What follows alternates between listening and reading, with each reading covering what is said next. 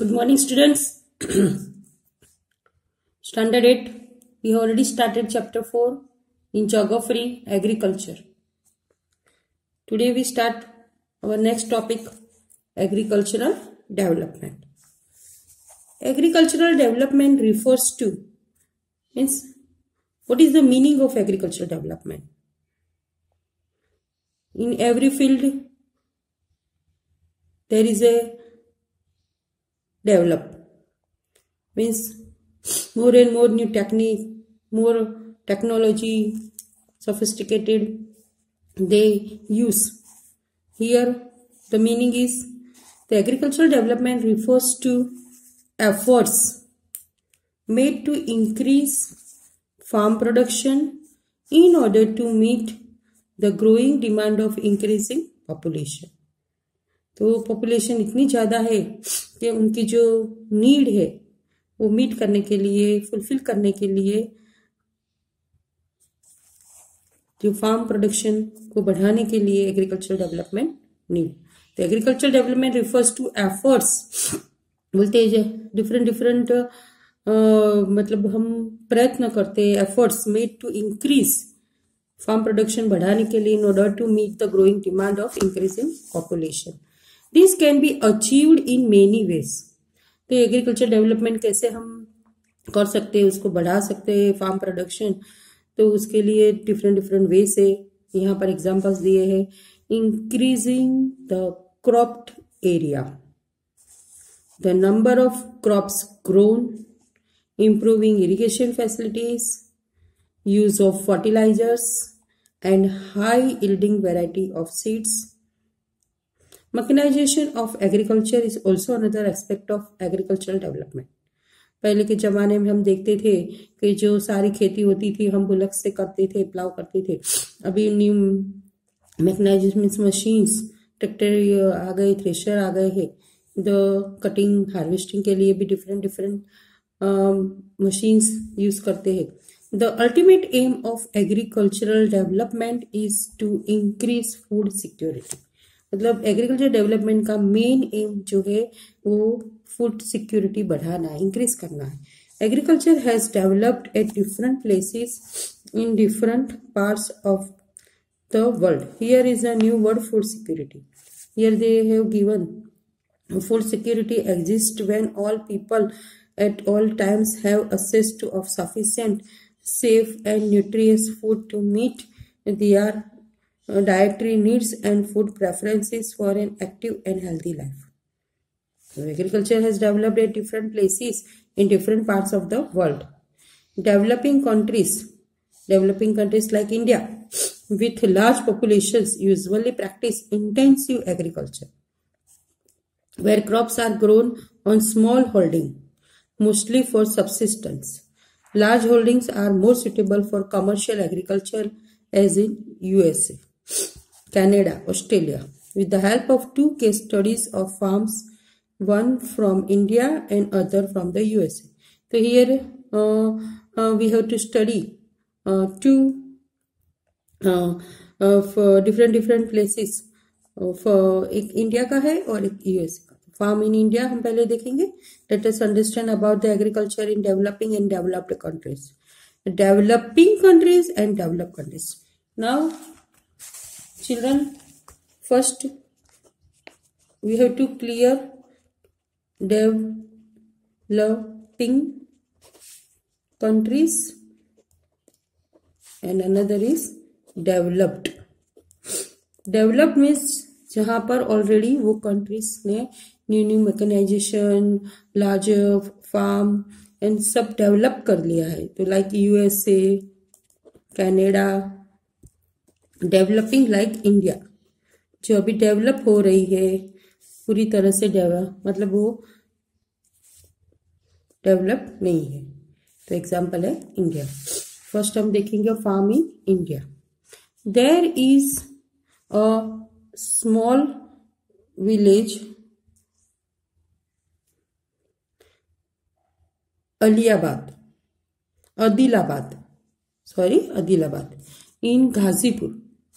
There is a small village in Adilabad in Ghazipur district of Uttar Pradesh. Munna Lal is a small farmer in this village.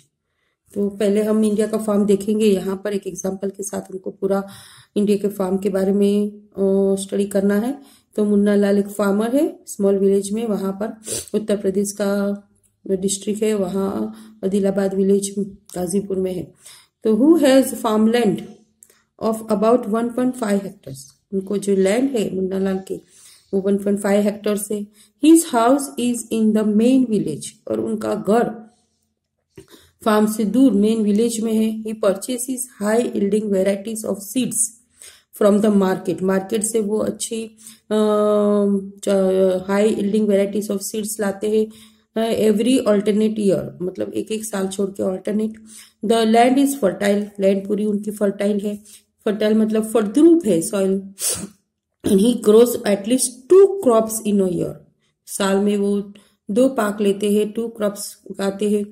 Which are normally, वो कौन से wheat और rice, का तो wheat उगाते हैं का तो राइस, और सेकेंड क्रॉप है एंड पल्सिस, तो वीट के साथ पल्सिस उगाते हैं, कभी कभी राइस के साथ पल्सिस उगाते हैं।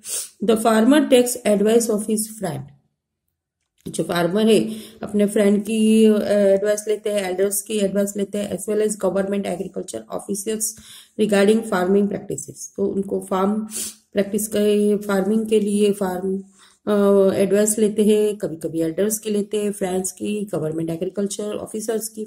ही takes a tractor on rent, उन्होंने भाड़े से एक ट्रैक्टर लाया है। फॉर प्लाइंग हिज फील्ड, अपने खेत को जोतने के लिए, प्लाइंग करने के लिए ट्रैक्टर है। तो some of his friends still use traditional method, traditional method मतलब कि यहाँ पर आपको पिक्चर में दिख रहा है कि बुलक से वो प्लाइंग हो रही है, farmers ploughing a field.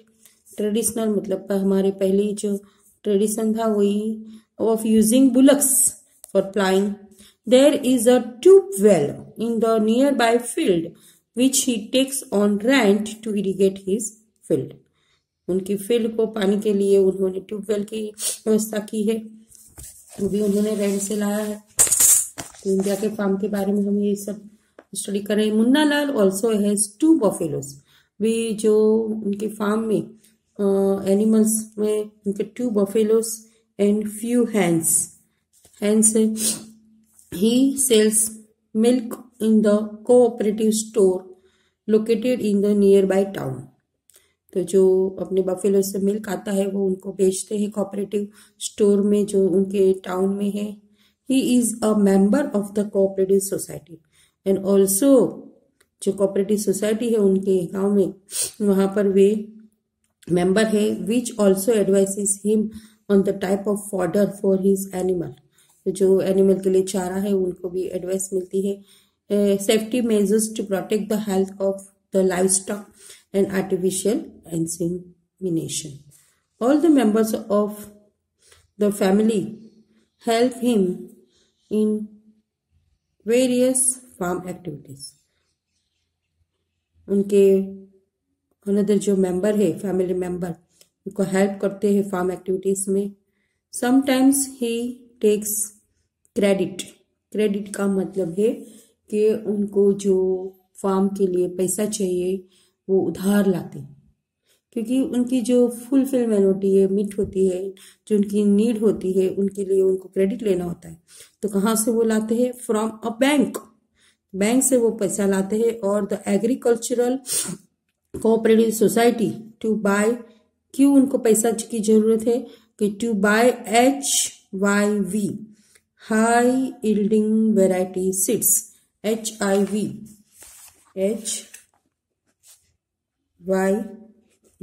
seeds. Children, keeping this in your mind. HYV for yield, high yield variety.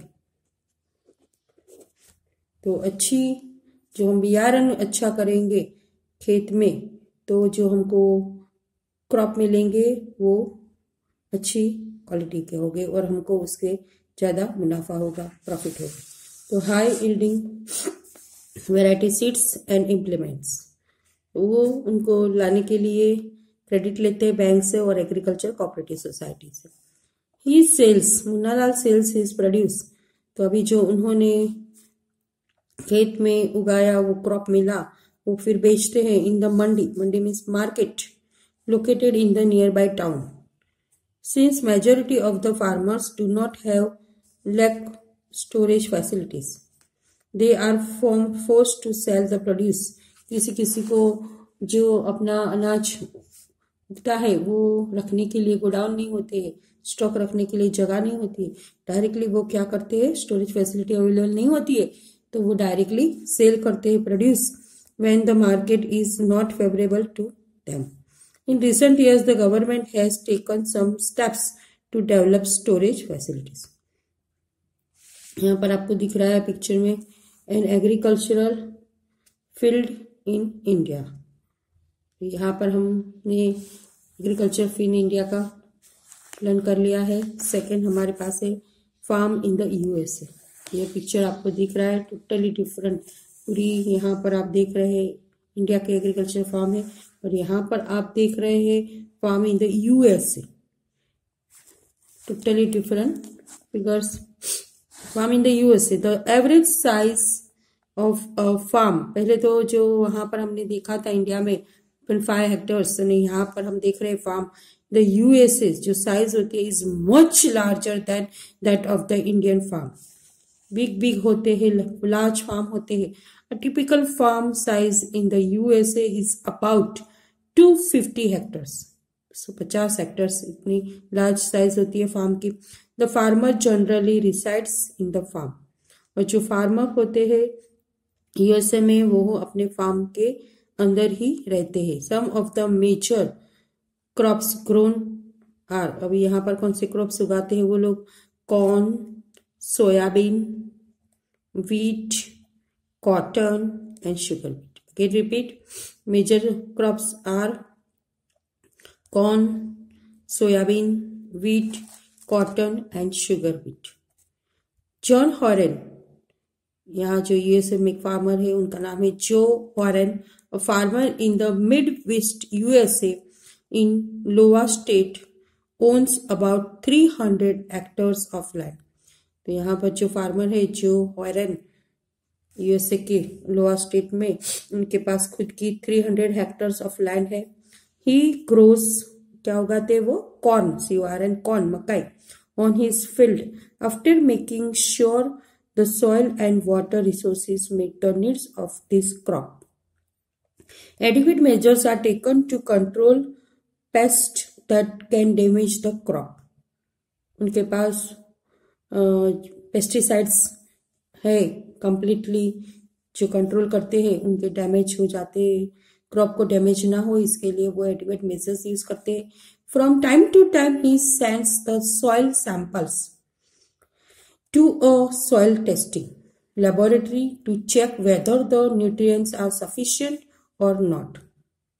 ये जो है यूएसए के वो क्या करते हैं? सॉइल सैंपल्स, जो हमारे खेत में सॉइल होती है उनके सैंपल्स सॉइल टेस्टिंग के लिए लेबोरेटरी में भेजते हैं, क्योंकि टू चेक करने के लिए कि उनके जो सॉइल के अंदर न्यूट्रिएंट्स है वो सफिशिएंट है क्रॉप के लिए और नहीं. The results help.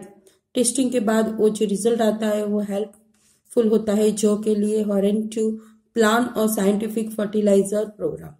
तो उनसे पता चलता है और वो प्लान करते हैं scientific fertiliser programme. His computer is linked, उनका जो कंप्यूटर है लिंक है to the satellite which gives him a precise picture of his field. This helps him to use chemical fertilizer. यहाँ पर दिख रहा है हमें स्प्रे ऑफ पेस्टिसाइड्स है.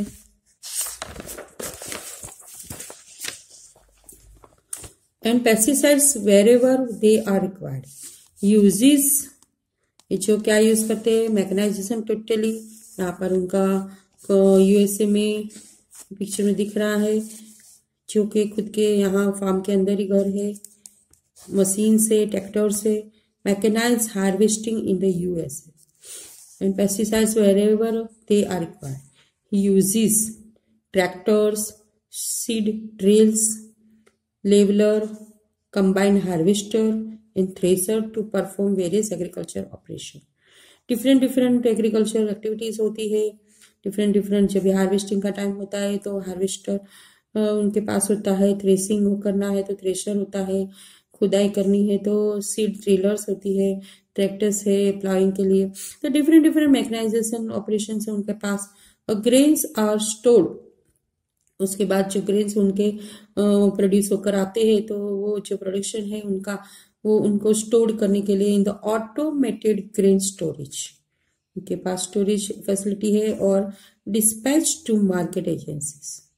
The farmer in USA works like a businessman and not like a peasant farmer. तो USA में जो फार्मर है वो फार्मर की तरह नहीं वर्क करते हैं, वो वर्क करते हैं जैसे बिजनेसमैन के लिए। वो पूरा मशीन से उनका होता है work. Mechanised harvesting in the USA.